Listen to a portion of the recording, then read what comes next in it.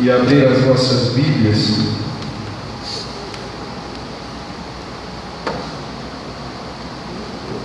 no segundo livro do profeta Samuel, capítulo de número 23, e o versículo 15 até o versículo de número 17. Apenas esses dois versículos nós queremos trazer uma meditação, uma reflexão da parte de Deus para nós esta noite. Amém? Diz a palavra do Senhor: e teve Davi desejo e disse: quem me dera beber da água da cisterna de Belém, que está junto à porta. Então aqueles 3 valentes romperam pelo arraial dos filisteus e tiraram a água da cisterna de Belém, que está junto à porta, e a tomaram e a trouxeram a Davi. Porém ele não a quis beber, mas derramou perante o Senhor e disse: guarda-me, ó Senhor, de que tal faça. Beberia eu o sangue dos homens que foram a risco da sua vida, de maneira que não a quis beber. Isso fizeram aqueles 3 valentes. Amém? Podem sentar, meus irmãos. Irmãos, essa passagem fala muito ao meu coração, e eu creio que da mesma forma que falou ao meu coração, vai falar contigo também aqui esta noite. Abra o seu coração, se ligue no céu. O Espírito Santo de Deus tem algo a tratar conosco aqui nesta noite. Isso aqui, meu irmão, não é mais um momento jovem. Agora nós já estamos dentro da sala do trono, e Deus, Ele tem algo especial para falar conosco. Estamos de frente, face a face com Ele aqui. Então reverencie, adore, glorifique a Ele e fique atento para que você não perca nada da parte de Deus esta noite. Amém? Irmãos, a Bíblia diz que no capítulo de número 23 há uma seleção de 37 homens valentes que andavam com Davi. Desses 37 homens se destacaram 3 pelo ato de coragem, pela sua dedicação ao rei, não menosprezando os outros demais, mas esses 3 valentes, eles tiveram a ousadia, eles tiveram uma atitude que poucos homens em Israel teriam para com o rei. Davi estava em uma caverna, a caverna de Adulão, e diz a Bíblia no versículo de número 15 que ele teve um desejo no seu coração. O desejo de Davi era beber da água da cisterna que estava em Belém. Mas o que acontece nesse episódio das Sagradas Escrituras é que, para se chegar até a cisterna que estava em Belém, esses 3 valentes precisariam atravessar o arraial dos filisteus. Esses 3 homens precisariam colocar em risco a sua vida para trazer ou satisfazer o desejo do rei. Louvado seja o nome do Senhor para sempre esta noite. E diz a Bíblia que esses 3 homens, eles tomam a atitude e vão atrás desta água. Quando chegam até a cisterna, eles conseguem, eles passam o obstáculo, eles conseguem atravessar o arraial dos inimigos. E quando eles retornam com a água, cheios de alegria e cheios de júbilo, com a intenção de satisfazer o desejo de Davi. Davi, quando ver aqueles homens entregar na mão dele a água, Davi não ousou beber a água daqueles homens. Revela os versículos que nós acabamos de ler, que Davi disse que aquela água tinha custado o sangue dos seus próprios soldados. Aquela água havia custado a vida dos homens que lutavam por Davi. E Davi, mesmo tendo a necessidade de beber aquela água, Davi não a bebeu, mas derramou-a perante o Senhor. E Davi adorou a Deus. Davi exaltou ao Senhor. Louvado seja o nome do Deus vivo esta noite. O nome desses três homens nós encontramos aqui, irmãos, no versículo de número 8. O nome do primeiro se chamava José de Basebete. O nome do segundo está no versículo de número 9. Ele se chamava Eleazar. E o nome do terceiro está no versículo 11, que se chamava Samar. Louvado seja o nome do Senhor. O nome do primeiro, Josebete, Basebete, aleluia, diz a Bíblia que ele se opôs aos filisteus, ele teve a atitude de se opor aos inimigos. E quando ele se opõe aos inimigos, este homem, ele vence 800 filisteus. O segundo homem, por nome de Eleazar, ele se destaca, porque este homem, ele não largou a espada, enquanto não viu todos os inimigos perecerem e serem derrotados perante a face do Senhor. Este homem, ele não se importou com o cansaço ou com o desgaste da batalha, mas foi tão grande o calor da batalha que a espada ficou pregada em sua mão. Aleluia. O terceiro homem se destaca também. O nome dele era Samar. Aleluia. E quando os filisteus vieram com uma multidão contra, aleluia, esses homens de Deus, diz a Bíblia que ele não fugiu da batalha. E ele conseguiu vitória.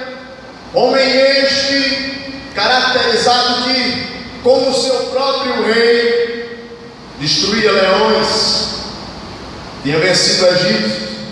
Os 37 irmãos de Davi, os 37 homens valentes de Davi, sempre estavam à sua disposição para lutar e guerrear e defender o rei, mesmo que isso custasse a sua própria vida. Mas esses três homens, irmãos, e essas três características deles me chamam a atenção esta noite. É lógico que a mensagem central não é esta, mas o Espírito Santo me impulsiona para dizer essas três características. As mesmas características que existiam nesses três homens são as mesmas características que devem existir naqueles que lutam pelo reino de Deus. Como estes homens defendiam o seu rei, assim também nós defendemos e devemos defender os interesses do nosso rei. E temos que ter essas mesmas características. Observe que o primeiro tem a característica de se opor ao inimigo. Ele preparou a sua espada para lutar contra o inimigo. Não importava quantos inimigos se levantariam contra ele. Ele só enxergava em cumprir o seu objetivo, defender o reino. É a mesma característica que tem que ter nos cristãos em nós aqui esta noite. Nós precisamos se opor às forças demoníacas que têm se levantado para destruir os projetos de salvação para a humanidade. Nós temos que nos opor ao mundo e ao seu sistema, aleluia, corrupto. Nós temos que nos opor a qualquer mancha ou a qualquer sistema que venha manchar a imagem da igreja de Cristo na terra. A segunda característica que tem no segundo homem chamado Eleazar é porque é uma batalha espiritual, como disse Paulo escrevendo aos Efésios, que a nossa luta, irmãos, é diferente da luta desses homens. A nossa luta é contra a carne, não é contra a carne, nem é contra o sangue. Paulo disse que a nossa luta é contra potestades, principados, domínios e hostes infernais da maldade. E para entrar numa batalha espiritual é necessário se revestir de uma armadura, que Paulo também diz: um capacete da salvação, a espada do Espírito, a couraça da justiça, o cinto da verdade e calçar os pés com a preparação do Evangelho da paz. Quando nós tomamos a posição, a atitude de lutar pelo Rei e defender os seus interesses, aleluia, as nossas vidas jamais serão as mesmas. A segunda característica desse segundo homem, aleluia, era a característica que ele não desistiu da batalha. Aleluia. Esse homem não abandonou a sua espada. Não importava como estava difícil a batalha, mesmo que isso levasse muito tempo ou custasse o que custasse, este homem não abandonou a sua espada. É a segunda característica que também tem que haver em nossas vidas, que somos soldados de Cristo e lutamos pelos seus interesses. Nós temos que lutar, aleluia, e permanecer, porque o segredo não é somente se opor contra os inimigos de Deus. É necessário a perseverança e permanecer, porque o segredo da vitória e da nossa salvação está em permanecer para recebermos a coroa de vida. Aleluia. Paulo disse que tinha combatido um bom combate e havia acabado a carreira, mas ele tinha guardado a fé. Esse bom combate que Paulo está dizendo é no nosso dia a dia, é um combate espiritual. Paulo permaneceu, combatiu um bom combate. Veja que ele disse que acabou a carreira, ele cursou, ele caminhou a trajetória que era para ele. Aleluia. E no final da trajetória, Paulo disse que essa fé que foi o que impulsionou ele prosseguir, ele guardou em Deus. Aleluia. Eu quero te dizer esta noite: não desista, não abandone a batalha. Aleluia. Permaneça. O segredo está em permanecer na batalha, igreja. A terceira característica que está citando aqui no terceiro homem, chamado Samar, é que este homem, quando todos tiveram medo, quando todos fugiram, quando viram o número de filisteus que havia se levantado, aleluia, ele não se importou se ele era minoria, mas ele enfrenta até mesmo o seu próprio medo para defender a vida do rei. Ele não fugiu. Aleluia. Não fuja. Deus lhe dará uma unção aqui esta noite para você abrir o leão pelo meio. Glória a Deus. Deus lhe dará a estrutura para você vencer qualquer tipo de batalha e defender os interesses do rei. Mas a mensagem central aqui esta noite é a sensibilidade que Davi teve pela vida dos seus soldados. Davi teve a sensibilidade de perceber como aqueles homens eram dedicados a ele e aos seus interesses. Davi teve a sensibilidade e demonstrou o seu amor, o seu carinho, a sua, aleluia, consideração para com aqueles homens quando ele derrama água em terra de aberta. Davi renunciou à sua vontade para a glória de Deus e para honrar a vida dos seus soldados. Davi colocou a vida daqueles homens como prioridade. Aleluia, repita comigo: para me ter uma vida com Deus, eu preciso ter prioridade. Aleluia. Quando Davi tem e coloca os interesses, aleluia, não mais dele, mas quando ele preserva a vida daqueles homens e valoriza todo o esforço dele, ele estava dando prioridade à vida deles e assim glorificando a Deus. Mas nessa vida, irmãos, no mundo que nós vivemos, todos nós que estamos aqui esta noite, muitas vezes nós temos dificuldade de separar o que é prioridade e o que é secundário na nossa vida. Seja em qualquer área que nós temos uma certa dificuldade em perceber e ter a sensibilidade do que é primário, do que é secundário, do que é em primeiro lugar, do que é em segundo lugar. Mas nós temos que ter a mesma sensibilidade que Davi teve, aleluia, em separar o que é primário diante de Deus do que é secundário. Quais são as nossas prioridades no século 21? Quais são as minhas prioridades na minha vida? Será que realmente eu tenho valorizado o que é, aleluia, mais importante? Ou será que eu tenho valorizado coisas supérfluas desta vida?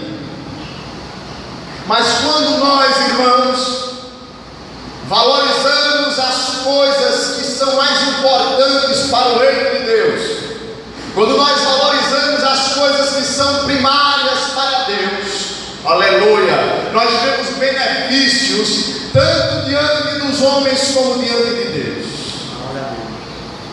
Quando nós vemos, aleluia, a vida de Abel, quando Abel coloca Deus e a sua oferta em prioridade a Deus, ele alcança diante de Deus, aleluia, graça. Ele alcança diante de Deus misericórdia. Diferente de Caim, que ao invés de colocar a sua oferta como prioridade diante de Deus, o seu coração estava distante da sua oferta. E é por isso que Deus rejeita a oferta de Caim, porque Deus não estava vendo na oferta de Caim prioridade.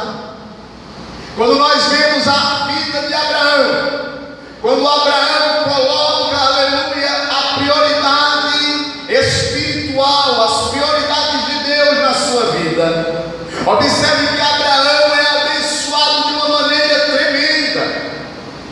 Quando Deus pede a vida do seu filho, ele não tutubiou, não pensou, não cocheou em dois pensamentos. Antes atendeu a voz do Senhor e ofereceu Isaque. Colocou, aleluia, em primeiro lugar a voz de Deus, não colocou em primeiro lugar a vida do seu filho. E isto é o que destaca Abraão como pai da fé. E quando Abraão toma essa atitude, Deus consequentemente o abençoa de uma maneira tremenda. E começa-se na vida de Abraão a continuidade das bênçãos de Deus. Deus continua abençoando e cumprindo e reformando a vida de Abraão espiritualmente. A consequência é que Deus abençoa a sua descendência, faz promessa. Quando eu coloco as prioridades de Deus, ainda que essas prioridades venham doer dentro de mim, ou venha custar renúncia de coisas coisas nesta vida, aleluia, não se preocupe, porque elas têm benefício para a nossa vida. Aleluia.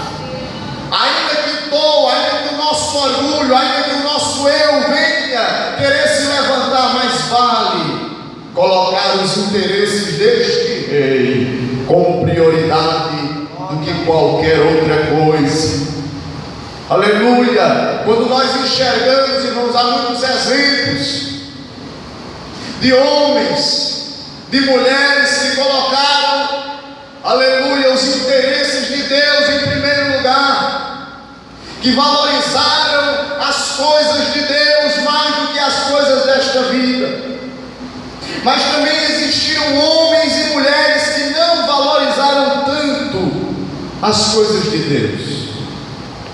Quando nós falamos em não dar prioridade, nós nos lembramos da vida de Esaú, que trocou a sua primogenitura por um prato de lentilhas, algo que era momentâneo. Ele trocou por algo que garantiria o sucesso, a sua exaltação na sua família. É interessante que quando nós trocamos as prioridades de Deus por as coisas banais desta vida, nós consequentemente herdamos coisas ruins, coisas que trarão dano e custarão, aleluia, o tempo da nossa vida. Porque Esaú nunca mais conseguiu recuperar o direito da primogenitura. Aleluia. Cuidado. Nós temos que ter cuidado para não estar trocando o eterno pelo momentâneo, o sagrado pelo profano, porque as consequências dos nossos atos nós pagaremos aqui e também na eternidade. Há muitos exemplos, irmãos, que nós poderíamos citar, mas o tempo já se foi, a hora já se foi. Mas o que eu quero lhe dizer é que o maior exemplo está na vida de Cristo, está na prioridade que Cristo deu à humanidade. Um dia Deus olhou do céu à terra e não viu um justo sequer. Um dia Deus teve um desejo, como Davi também teve.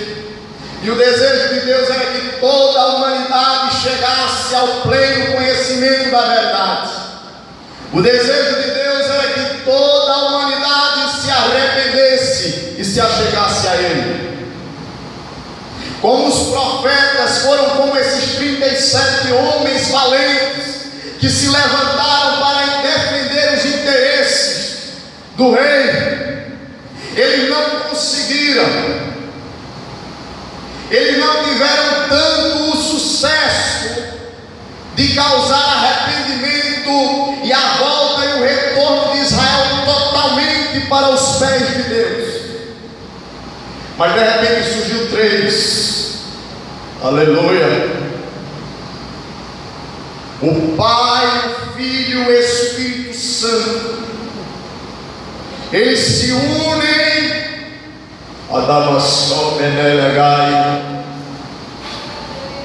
e tomam a atitude de buscar a água.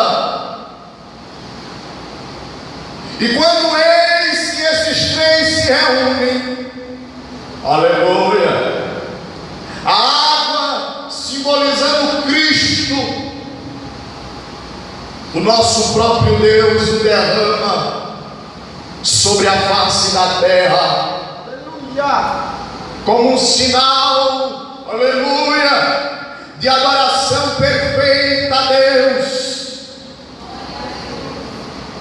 Nós não merecíamos, nós não conseguiríamos atravessar o arraial dos nossos inimigos, que é o pecado, que é a morte eterna. Mas o nosso próprio Deus foi buscar a água da vida.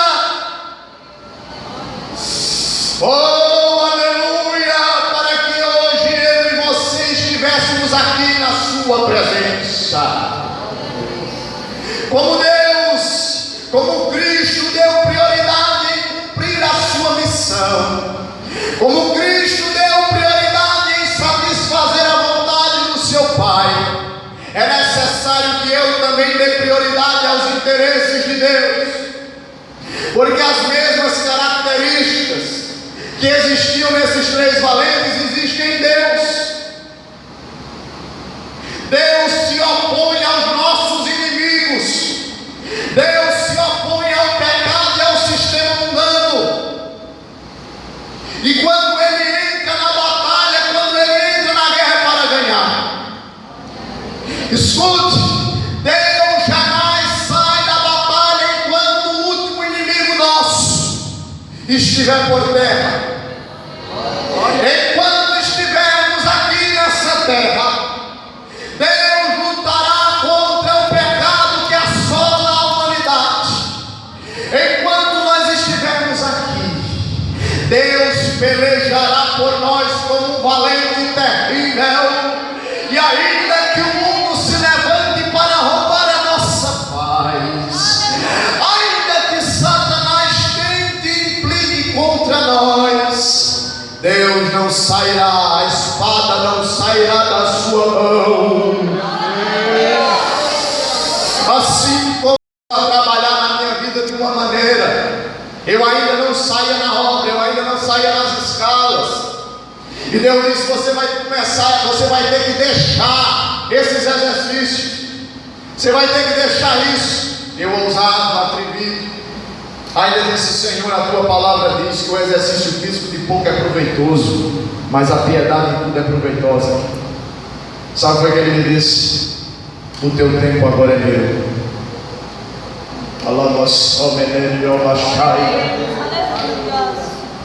Eu automaticamente entendi que aquilo era supérfluo, eu tinha que deixar, pelo bem da obra de Deus, para a chamada.